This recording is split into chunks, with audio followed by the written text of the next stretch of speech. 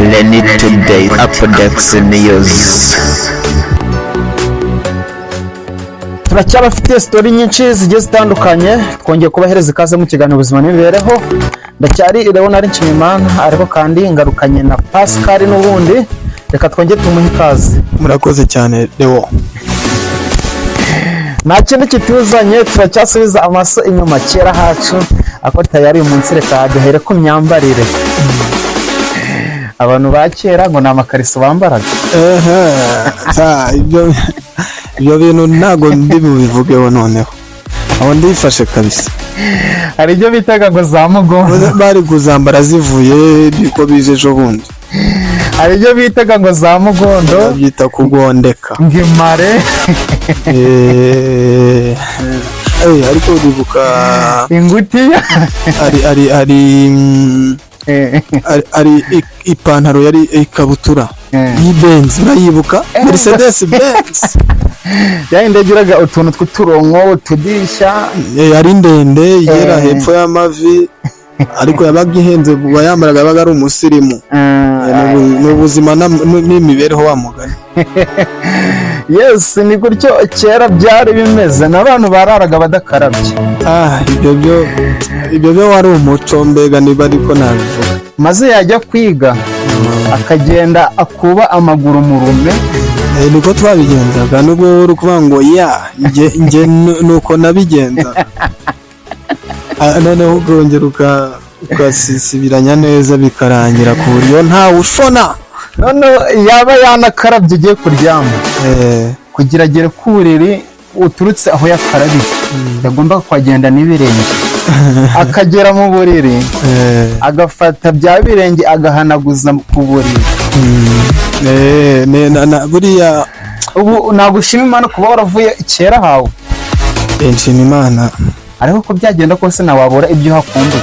Ariko nanone nkurikije ko kera hatabura, n'ubu nzagira kera hubu. Sinzi niba wumvise Kinyarwanda. Ntegereje kera hubu. Ukuvuga ngo ubu tuvugana mu myaka 10 iri imbere nzaba mvuga ngo kera 2024 bibaza ukuntu najyaga bariya kwa Lenny Today ngo yewe ngo hari kera koko. Ati turi mu studio tikameze kuriya bizaba ari kera. Kandi ubwo ngo hashize imyaka 3 ariko kahita kera. Oya, hazaba hashize nk'imyaka irenga 10. Arega ubu n'umwana w'imyaka 10 nafite kera. Oya nanone kuko iyo arebye mu myaka 3 ishize ahita kera. Ariko nanone bavuga ko kera abantu bararamaga bakamara imyaka myinshi, ku buryo umuntu yamaraga imyaka 200 300. Buri kumva iyo yavugaga kera yabaga avuze nibura nko mu myaka 100 ishize. Ariko twebwe ubu ngubu kubera bitakunda, iyo uvuze ngo kera nkiri umwana ubu bufite 18. Umuntu wo muri aba-teenagers nabo bakagira kera, mu gihe n'abasaza bafite kera, ndetse n'abana bakagira kera cyane. Ariko niko bigomba kugenda none se. Ibihe bihora bigenda kandi nta kundi. Ni kera umuntu avuga ko amaze igihe kinini ngo iyo ari mu bibazo, iyo yishimye, ariko umubwiye ngo umaze igihe kinini reka upfe. Oya, ibyo wenda biterwa, ntabwo wabigira generali, biterwa nuko umuntu ameze. Hariho gusa ni hari umuntu urembye akavuga ati ngize amahirwe bukantwara ntaba nduhutse. Biterwa pe. Bijya bibaho rwose. Yes, ni Lenny Today Apodex News. Turi kugenda tuganira byinshi bigiye bitandukanye. Ikiganiro n'ubuzima n'imibereho, cyari kumwe na Pascal. Tukivuga ku bintu byo kurara udakarabye. Hari abantu ngo bafurishaga imigwegwe, abandi sinzi amavuta ngo yaragiye. Ariko ntabwo wigeze gufurisha umugwegwe Lenny. Cyavuze kuri ubavuba uro muri 2010 na kangahe. Niba utarigeze ufurisha umugwegwe cyangwa wenda ngo ubone umuntu ari kubufurisha. Ko ndo mu kinyejana. Oya, ntago ari cya 21 hari. Ako nyine buri wese hadutwaye hugiragamo, nk'ubu ngewe naho ugeraga mu bintu byo kuroba, ibintu bya runonko, ibintu byo kujya koga. ni ukuvuga ngo wafataga umugwegwe ukawukata ukawuca, warangiza ugafata ibuye ugakubita neza akavamo urufuro, noneho ugakubita mu ibase ukamesa. Gusa iyo wari wayiyuhagiza se? Oya ntabwo byashobokaga ko wayiyuhagiza, kubera ko urumva umugwegwe nawe urabyumva ni icyatsi kinakomeye wakurya, ko n'intoki za gufura zagize ziri kukurya. Wajyaga ku ruzi kujya kwidumbaguza? Hari igihe nigeze kujya mu mugezi ariwo nawe wari untwaye ngo birangira, ntabwo mbega nagiyeyo cyane kubera iyo mpamvu ko nari ntwawe nayo mazi. Ariko ubu ku Kivu wahajya cyangwa mu bindi biyaga bigiye bitandukanye? Nahagezwa n'iki se muhungu wanjye? Oya, ikibazo atari amafaranga, ako ndabizi ubanza ari n'ubuntu hari kujya ku n'ubuntu, arega menya ngo biriya ni iby'abakiresha, biriya ni iby'abahazi. Ariko reka nkubwire, ubu ngubu wafata imodokari yawe watega ugatega ukajya ku Kivu, ngo koga ni ubuntu, ukoga mu rugo nta kintu kiriyo. Iyo uhaze, iyo ufite urwego ugezeho ntacyo udakora. Ubu nanjye amateka yahindutse, buri weekend najya njya ku mazi ahubwo cyane. Gusa bibaye ngombwa ko umukobwa akujyana, nyine biramenyerewe ko umusore ari ugomba kujyana umukobwa. Bibaye ngombwa ko umukobwa akwitumira akakujyana, buri kimwe cyose arakimenya, wagenda. Nshobora kugenda ariko nshobora no kutagenda. Impamvu utagenda n'impamvu wagenda? Impamvu nagenda ni uko uwo mukobwa birumvikana nabamuha agaciro, urumva nyine dukundana, cyangwa se nubwo tuba tudakundana ariko hari ibintu bihe byiza tugirana, tuganira, tugahuza. Iyo ni impamvu ya mbere ishobora gutuma ngenda. Ariko nanone hari igihe ubona ko nugenda biraba bimeze nk'agasuzuguro iki, kandi mu muco nyarwanda tugomba kwihagararaho. Umuntu arihagararaho nk'imbwa iri kurya uruhuda. ngo nubwo ngo bibaye ngombwa ko anakujyana ngo agiye kwishyura, ngo ni itegeko ngo yaguha ari wowe wishyura. Oya, ibyo byo ntabwo ari itegeko, kuko n'ubundi kuvuga ngo yampe nishyure kandi ubizi neza ko atari ayawe wayakoreye ari we uyaguhaye, urumva icyo gihe byose kimwe. Buriya hari icyubahiro dukunda, ariko hari icyubahiro n'ubundi uba ubona ari nk'iki, ari nko kumena amazi ku rutare. Umukobwa arakwishyuriye, niwe ukwishyuriye, urabizi neza mu mutima wawe ko ari kofi ye. Urarangije uti yampe nishyure. Ese ubundi bwo bantu nubwo barakubona neza, kandi keretse wenda ari ahantu uzi wenda ngewe ahantu nabikora keretse ari ahantu wenda nziranye nabo, ari ahantu hafi no mu rugo, naho abantu batakuzi ntibaba bakwitayeho. Kandi ikindi nanone uretse kuyipasa muremure, ntabwo se mwaba mwishyuye ukayaha uwo umukobwa akishyura, bagusuzugura se? Birashoboka, ntacyo byaba bitwaye. ariko nyine kera ngo nuko byari bimeze. nta mugore wagombaga kugira ijambo, nta mugore wagombaga kwishyura, niko cyane nabyumvaga. Wenda si kera hanjye, ariko ni kera habakuru kuri twebwe. Nuko byari bimeze, nuko byari bimeze kabisa. ko turimo tuvuga ibyo gusohoka n'ibyo gutembera, ubundi wowe ugeraga uva mu rugo? Narahavaga ngiye gutemberera hafi no mu rugo, ngiye gusura inshuti zanjye, ngiye gusura famiye bari hafi. Gutembera naratemberaga. Rimwe kavuge no gukina kwihisha. Ibyo ngibyo se kandira kwihisha, bize ko abantu babikinaga n'ubundi batahavuye bari hafi mu rugo mu isibo, ntabwo barengaga isibo ubundi. Wenda urugero ngo ujye kuba kwihisha aho utazi se, ahabaga ari hafi aho ngaho umurungano rw'itegeko cyane. nuko ugataha bwije. ahubwo hari akantu nyibukije, hari akantu bita mudakubitwa. utuntu twarakoraga ntabwo batwisiga ugakubitwa sha.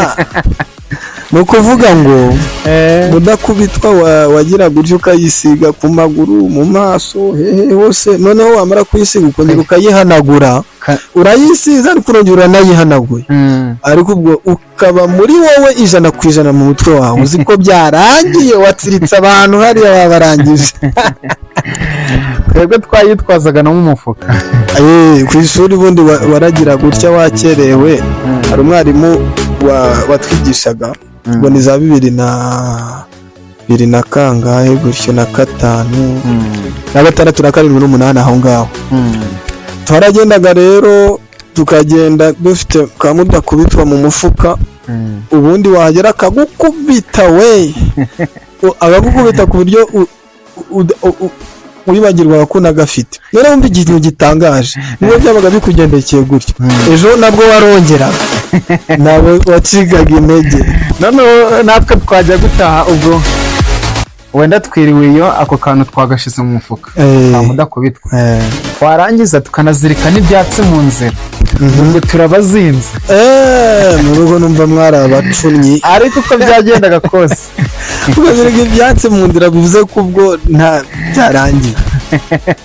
maze rero umuntu wisinzirije ubanza atajya n'ababara tukagera mu rugo tuzi ngo ubwo twabicitse twinaga mu buriri nta no gukaraba arabyiki ubwo rero ababyeyi bacu wenda batembereye igihe baziye bakatubyutsa wapi kubera ko wabaga ubizi ko ugiye kubyuka ukubitwa ubu icyo gihe rero yari amaco niba ari amaco y'inda kwari ukwirengera kuba ati ngo nyine rumva wenda reka ndebe ko atankangura sinzirye n'ibintu by'imbyiro sinzi niba ubu bikibaho ubu bibaho gake ariko mu myaka yashize zimwe zo ku mubiri mu gatuza imbyiro mu ijosi zaga mu ijosi kubera ko mu myaka nk'ubu ubwo njyewe wenda ndimo kuvuga nko mu myaka yanjye wenda kuva za 9-5 kuzamura gutyo ubwo rero muri iyo myaka ya za 2000 ese ugira ngo imbyiro ntizicitse vuba niba zaranashitse ni vuba kubera ko ubu njye nigeze kumara hafi umwaka ntakaraga ubwo hari abantu bogaga kuri noheli bagiye gusenga cyangwa akoga ari ukagiye mu bukwe ubwo nawe uri umwe muri bo wabaga uzi ko amazi yanakwica da uzi ko ariko koga umuntu wogaga ariwe wajyaga mu bukwe twebwe icyo gihe iyo habaga ubukwe wabaga urugendesheje twebwe twamaze igihe kinini cyane imyambaro myiza inifomo ari kake gusa ni ukuvuga ngo twambaraga ipantaro cyangwa inkweto nka rimwe mu mwaka birumvikana kuko ntabwo ari kera cyane ariko ni kera kuri njyewe birumvikana ubundi wowe wambaye inkweto Reni wambaye inkweto ryari uri wiga wenda mu wakangahe cyangwa se ufite nk'imyaka ingahe njyewe nko muri 2010 ejo bundi ushobora kubona ndi nko mu wa gatatu hari mu wa gatatu primaire njyewe nambaye inkweto bwa mbere ngiye niga mu mwaka wa 3 uzi nazo uburyo banumbiraga navuga ngo ni mukuru wanjye yagiye i Kigali azizanye sinzi ngo yari yazikuye he ako ni bodaboda nibwo zari zicyaduka njyewe zambaraga ino njyawe ngira ngo inkweto za mbere naranazitaye kubera kutazimenye rumva imyaka yose nari imaze ndi mu wa 3 primaire narakugendeye rero ndabyibuka neza saa 4 twafataga pause tugakina dukina agapira bavuze ifirimbi yo kwinjira mpita mfatiraho kubera ko twaramenyereye urumva imyaka yari ishize inkweto nazigiye kuzibuka maze nk'iminota 30 ndi mu ishuri mpita nsohoka nasabye n'uruhushya ndikanga nsubira hahandi kuzireba birangira nzibuze maze dore twajyaga no gukina umupira kubera ko nyine ari bake bazigiraga bakavuga ngo tubanze tuzikuremo aha muri icyo gihe rero muri uko kuzikuramo bwo niho umuntu yaheraga azisiga. urabinyibukije kuko hari igihe ikipe n'indi byakinaga bikarangira mutemerewe gukinisha inkweto kubera ko harimo nka batatu mu ikipe yose bazifite, indi kipe nta n'umwe, bagahita bavuga ati ntabwo turabyemera, nidakuramo inkweto ntabwo turakina. Ibyo rero ni bimwe mu byaranze imyaka yashize. Nk'ubu reka wenda mvuze ibyo ngibyo nibuka ubuzima twabagaho ku ishuri, hari ikintu twagiraga cyitwa ibizami noneho mu kubirangiza ikizami cyabaga icya nyuma kisozereza ibindi byose ni siporo n'umuziki no kuririmba. Icyo kintu urakivuga ko hari abana bajyagamo babaga banyotewe no kuvuga ngo ese tuzaririmba ryari, ariho hanategereje utunota ibindi byose atabyumva, bati nzaririmba kuba ngenda byibuka twafataga ibintu by'ibivovo ngo ni amagitari, ukabona ko ku mwana arakwiye 10 yawe bakayagukubita hariya. Na kera ibintu byari biryoshye ariko ubu ngubu nyine byarahindutse na konti, ni tugomba kubyakira. Oya birumvikana, ni kera hacu wa mugani. Yes, turacyari mu kiganiro ubuzima n'imibereho, ni Reni Today Updates News, ariko nyine nujya kuri search kuri YouTube urandika ngo Reni Today mu rucyabana. Na Pascal turi kugenda tuganira byinshi bigiye bitandukanye, turi gusubiza amaso inyuma kera hacu ngo byari bimeze de. Kera hacu rero hari akantu kandi kabagaho mu myaka yashize, hari ikintu bita amavuta yo kwisiga. Uzi ko aje vuba we? Amavuta yo kwisiga ageze hari mu Rwanda, ubwo ndavuga nyine we nshingiye aho narindi, kubera ko hari igihe cyageraga ugakaraba amazi yonyine hanyuma ukisiga isabune. Iyo wabaga rero wisize isabune wawe uruhu rwaragendaga rugakanyarara rukaba nk'urw'ifi.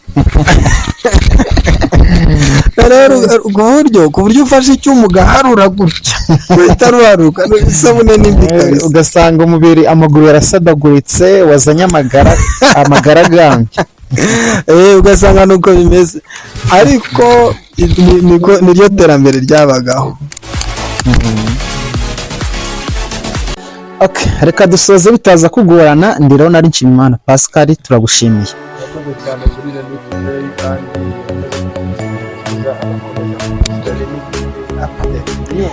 Yes, of course, iki kiganiro kigiye kujya kiza ubudahagarara. Cyane kandi